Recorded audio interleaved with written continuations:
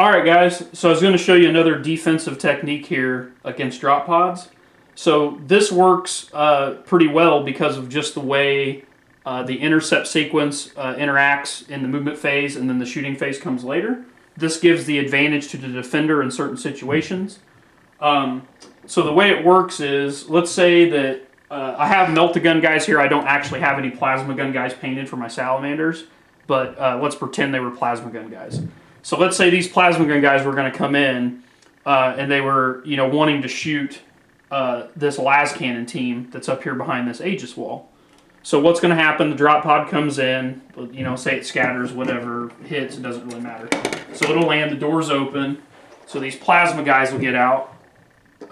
So they'll get out here and they're going to want to shoot at these guys. But like we were talking about in the previous video, this sergeant is equipped with an augury scanner, which gives us unit intercept. So after this guy's done moving all his models, but still in the movement phase, these guys then get to perform a shooting attack against this unit that just landed. So they get to shoot before this guy's shooting phase happens. So, I'm not going to roll any dice here, but obviously these guys shooting at these guys, you're going to kill some of them. So let's say you kill the majority of the squad and it leaves a couple guys. These guys would still get to return fire. But, if it's dwindled down enough to where you don't feel like you're going to take a lot of casualties, just go ahead and let them shoot at you. But let's say this was a full 10-man squad and you kill 5 of them and they're left with 5 plasma guns and you're still worried about taking a lot of casualties. Well, because you've intercepted, you're not going to be able to shoot your next shooting phase anyway. So what happens is you bait them, they land, you get to shoot them. Then when they shoot at you, just go ahead and go to ground behind this defense wall.